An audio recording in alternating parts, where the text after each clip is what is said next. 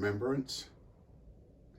It means honoring those who have come before us.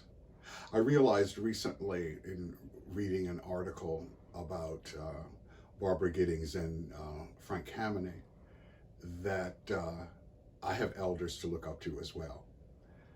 And I had the pleasure of having met both of them, both Barbara Giddings and Frank Kameny. I actually spent some time in Frank Kameny's home, which was a memory that didn't come back to me until recently. But I realized what an honor it was to have been in the presence of those two pioneers and to have known them, even if peripherally.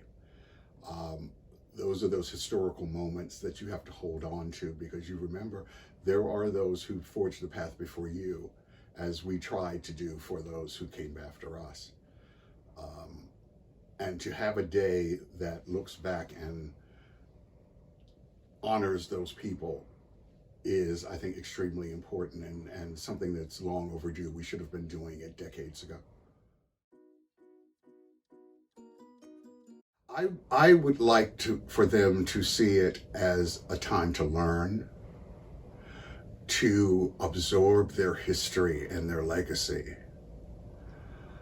I think very often in our current world, society, I hate to use that phrase, we live in a society, it's been overused recently, but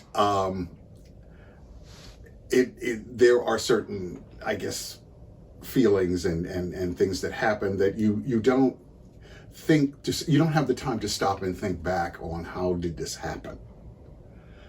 And I think that's important for the younger people to know, that there is a path that is laid there and they have to walk on it, but you need to know where you came from. And you should be proud of where you came from. There are a lot of very brave women and men in your past that sacrificed a lot sometimes to get the world to the point that it is now. And I want them to know that, and in their own way honor that and take that in and use that information for their own purposes. Well, let me say, and I'm not being flippant when I say this, we've seen this before, in a different form perhaps.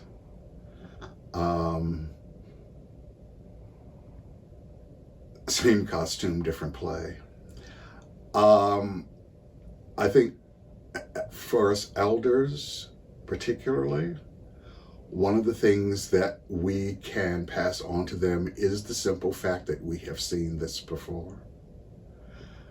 Unfortunately, we've seen this before several times, but what that does is give you a measure of resilience, of focus,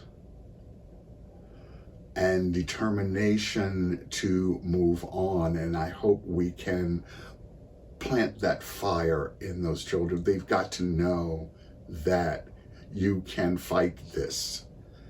You can move forward, and that history is on your side. It may not look that way. But let me just tell you, when we started Baltimore Gay Alliance, excuse me, 1975, that was years ago, before many of you were even thought about, we had certain things that we wanted to do. We had certain goals we wanted to reach. We had certain dreams we wanted to fulfill. And let me tell you, in all honesty, I don't think any of us ever truly believed we would live to see the changes that would happen. We just didn't. History didn't teach us that that was a possibility. But they didn't stop us from dreaming about it and wanting it really badly. So we went out and we did what we needed to do to help to make that happen, to make the world a better place for our children and our grandchildren, as we often refer to them. Oddly enough, many of us are still here and have seen the changes that have happened.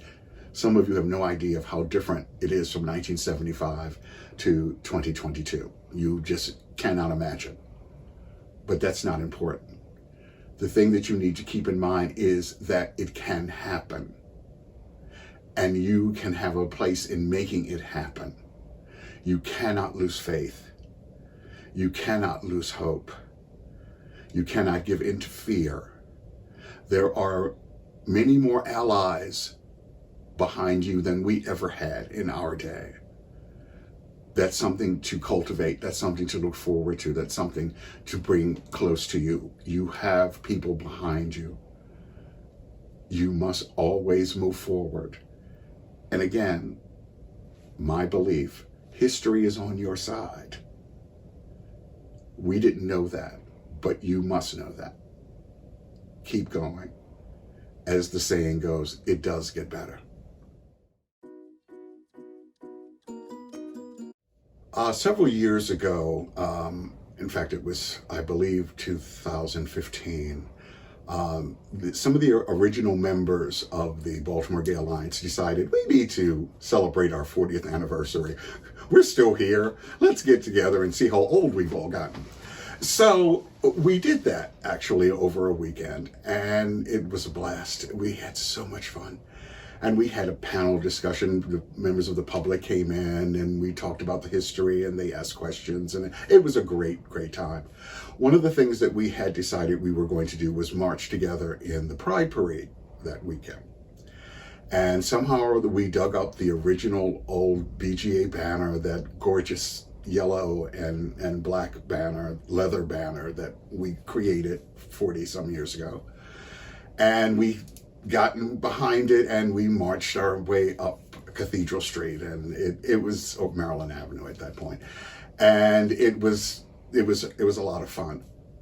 But something happened that has sort of led me to National Honor our LGBT Elders Day.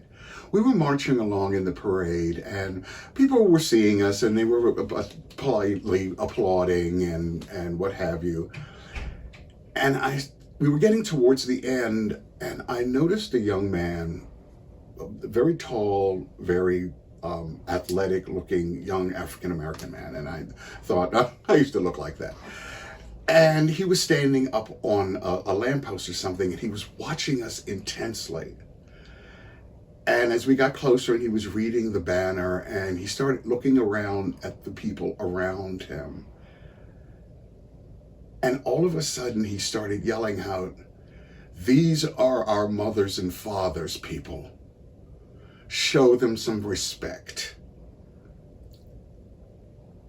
I was stunned. I thought, wow, that's amazing. And he actually got the attention of several people, and they really took a good look at the banner and realized who we were and really started applauding.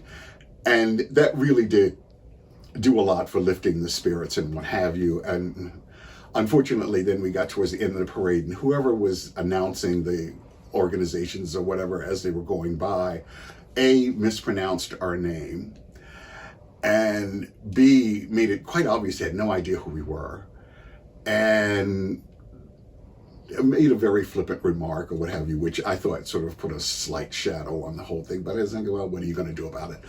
But I never forgot that young man standing up on that lamppost yelling, "Those are our mothers and fathers."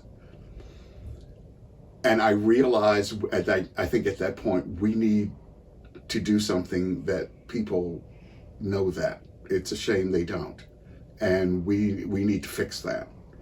And I look upon that as sort of the seed that got planted that day that led me to the Elders Council, in whole, etc. Once that was there, it never totally let go of me. And I thank him for that. Whoever you were, thank you so much. You have no idea what you did.